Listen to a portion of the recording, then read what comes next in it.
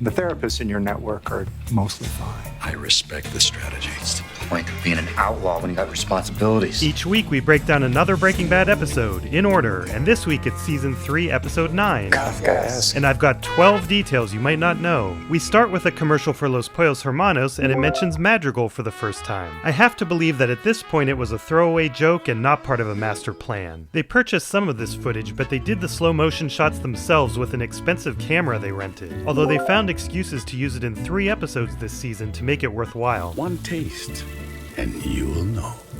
Walt really struggles with closing these bins correctly. That's how you do it. We then see Gus's impressive distribution mechanisms. It's a bit bizarre and nightmarishly complex. I wonder if there's a word for that. This song is inspired by Bolivia theme from Scarface. To save money, the logo was only put on one side of every truck. And why is this truck driving away with its back open? Over by $1.5 pounds. We ship it as is. Why are you purposely giving him free meth? I've been crunching numbers, and I don't gotta be a mathematician to figure out that this deal you made is bullshit. And like, what happens at the end of the 3 months? Walt won't admit it, but Jesse just planted a seed here that Walt apparently wasn't thinking about. Say he's getting 40 a pound, 200 pounds a week for 3 months. That's 2,400 pounds. 3 months is 13 weeks. $96 million. 96 to our 3. Also, it's not really fair to ignore Gus's astronomical expenses. You are now a millionaire, and you're complaining? What's happened to you? He's now afraid of Gus, although he also must appreciate that Gus is taking on most of the risk. What's more important than money? Family. That's one big theme in Breaking Bad. Another one is about to be highlighted too. Buddy, it's me. Asshole. Man, he got you good. That's Junior's only line in this episode. I've been keeping an eye on that blue meth of yours. It's popping up everywhere. You're the only one who saw this coming. I didn't see it coming. I got a warning call. Would have called to warn you. Are we safe? Yes, Are you safe? absolutely. Got a job. Job is good. It's in a laundromat. It's totally corporate. Corporate laundromat. Place is full of dead-eyed douchebags. The hours suck and nobody knows what's going on. Sounds kind of Kafkaesque. Yeah. Totally Kafkaesque. The word Kafkaesque seems to follow Bryan Cranston around. Kafkaesque, isn't it? I want you to tell me if you can feel this. How about now? Yeah, I feel a tingle. Okay, on a scale of 1 to 10. I'm so captivated by Marie's concern. 6. Okay, good. All right, so when do we get him walking again? It's important that we manage our expectations. It's also important that we manage our expectations. When does he start physical therapy? We've sent the paperwork to your insurance, certainly by early next week. No, he needs daily sessions, isn't that right? Well, Actually, your plan's treatment program covers 4 sessions a week. Actually, she asked the doctor.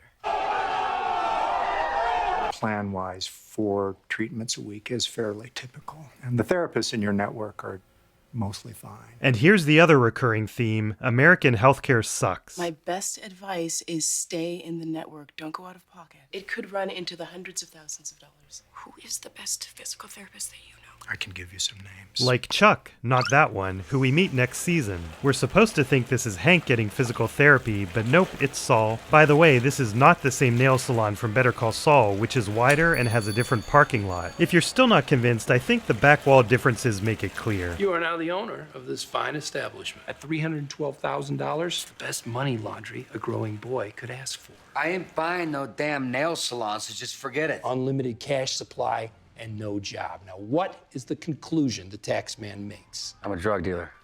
Wrong. Million times worse. You're a tax cheat. So you want me to buy this place so I can pay taxes?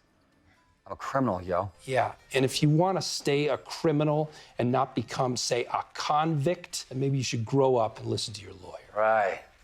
So you can get your 5%. No, that's 17%. Come on! Bob slips for real here.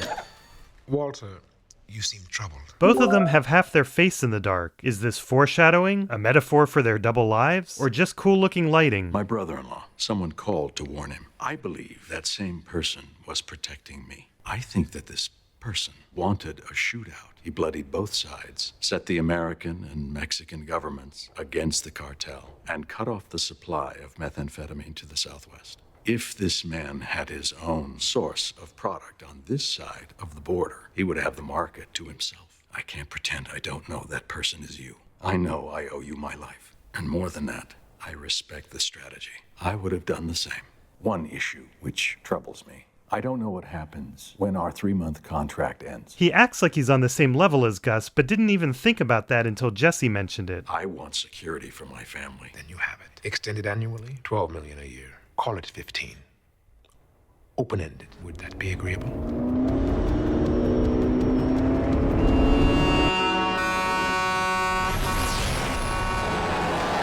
There's that Mesa del Sol water tower we saw in episode 2. It seems to have gotten closer since the beginning of the scene. With all the fear, guilt, and regret, Walt is starting to unravel. This becomes even more apparent in the next episode. If you had the chance to do anything you wanted, what would you do? Work with my hands. I took this VOTEC class in high school, woodworking. My project was to make this wooden box. You should have seen it. It was insane. I built it out of Peruvian walnut with inlaid zebra wood. Then I rubbed all the wood with tung oil so it was rich and dark. It even smelled good. It was perfect. What happened to the box? I gave it to my mom. Nice. It's never too late. They have art co-ops that offer classes. You know, I didn't give the box to my mom.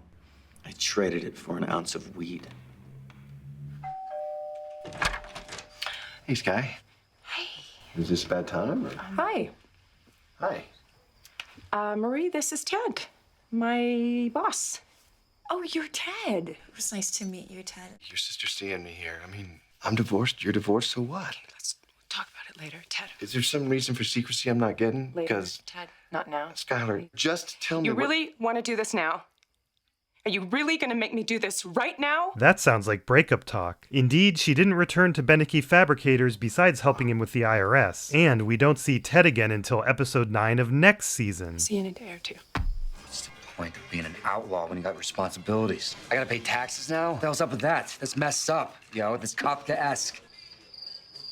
Church. All right, let's start slinging again. I know a whole new market. Maybe all we need is the meth. Some have identified this as a mark of Cain, representing Walt's guilt about Hank, but writer George Mastras likened it to a bindi, representing life and the point around which the mandala is created. He viewed it being black as foreshadowing bad things, though. The yield. Come on.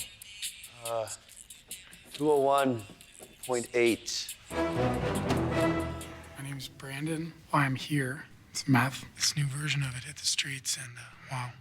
Not that blue stuff. This is so funny and so wrong. Oh, sorry. I didn't raise my hand. You had it too? Yeah, bro. It's like lighting my whole head on fire. Only reason I have a hope in hell is because it's long gone. That's the shame of it. Nah, man. Don't tell me that. I hear it's back in town. Stay strong, brother. Stay strong. I will go to the press. He is a hero, and he is not going to be in a wheelchair at 43. I just wish there was something more that we could do. It's tens of thousands of dollars. We have the money. More than enough. Skylar. Walt earned it. I think Marie should know the truth. Skylar, I really don't think this is a good idea. He earned it gambling. When Walt was diagnosed, it changed him. And looking back, I don't think I ever really understood what it was that he was going through.